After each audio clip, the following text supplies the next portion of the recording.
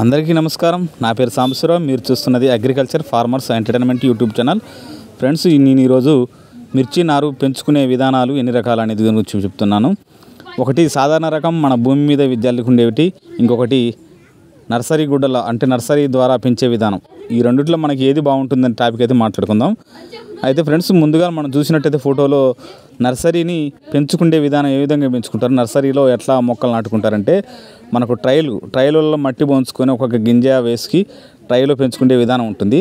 అది మనకేంటంటే మొక్క అది పెరిగిన తర్వాత అది మన నీడకు బ్రతికేటటువంటి మొక్క కాబట్టి ఆ నీడకు బ్రతికిన మొక్క మనకు పీకిన తర్వాత మనకు సాధారణమైన నేలలో వేసినప్పుడు అది ఎండ తీవ్రతకు ముందుకు అంటే కొంత పెరగడానికి అయితే సరిగ్గా పనిచేయదు. మనకు సాధారణంగా ఇట్లా విత్తనాలు జల్లుదా వేసుకున్న విత్తనం అయితే మనకి ఎండ తీవ్రతని పెంచుకొని మొక్క తొందరగా ఎదగడానికి మనకు పీకి మళ్ళీ తర్వాత మనం నాటు వేసుకున్నా కూడా అది పెరగడానికి అయితే అవకాశం ఉంటుంది. అయితే ఈ రెండు రకాలు మనం అయితే పెంచుకోవడం అయితే చాలామంది రైతులు అయితే చేస్తారు. మనకు సాధారణంగా రైతులకు ఎక్కువ మంచిగా వచ్చేటి ఏంటంటే మనకి సాధారణ రకాలు అయితేనే మనకు రైతులకు ఎంతో మేలు జరుగుతుంది. రైతులు మామూలుగా గీతలు గీసి అంటే బోజలు మట్టి ద్వారా బోజలు చేసుకొని విత్తనాలు మన బోజలపై అంటే మట్టి బోజలపై విత్తుకున్నట్లయితే అది మనకు మొక్క అనేది వేపు ఎండ వాతావరణానికి తట్టుకొని పెరగడం వల్ల మనకు పీకి వేసినా కూడా మన మిర్చి తోట అనేది అయితే ఎండకు ఒత్తిడికి వచ్చిన అనుకూల పరిస్థితి వాతావరణానికి తట్టుకోగలుగుతుంది. నారు పెంపకం అనేది మన స్ప్రింక్లర్ల ద్వారా మన రైతులు కొత్త పద్ధతిలో వచ్చిన ఇంతకుముందు అంటే జల్లెడ ద్వారా పట్టేవారు, కానీ స్ప్రింక్లర్ల ద్వారా ఈజీగా ఉంటుందని వచ్చేసి నాటు పద్ధతిలో గడ్డి వేసుకొని పెంచుకోవడం లేదా ఇంకొక వేరే ముతక బస్తాలు వేయడం, ఇలా వేసుకోవడం వల్ల మనకు నార అనేది ఆ రకమైన పద్ధతులు పెంచుకోవడం వల్ల మంచిగా ఉంటుంది.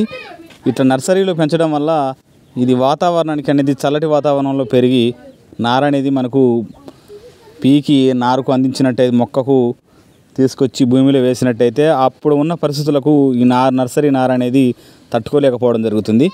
ముందుగా రైతులంతా గమనించి ఏం చేస్తున్నారంటే కొంతమంది నర్సరీలో పెంచడం ద్వారా ఇబ్బంది అవుతుంది అని మన సాధారణ పద్ధతుల ద్వారానే పెంచుతున్నారు.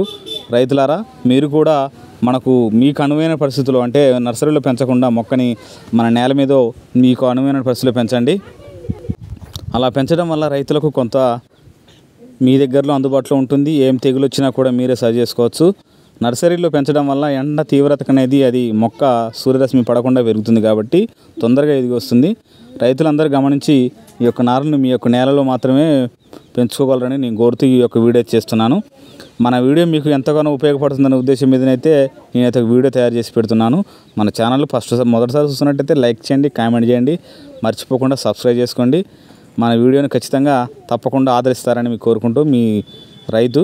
మీరు మాత్రం ఖచ్చితంగా ఫ్రెండ్స్ నర్సరీలో ఏర్పాటు చేసుకోకుండా మన భూమి మీద మాత్రం ఏర్పాటు చేసుకోండి.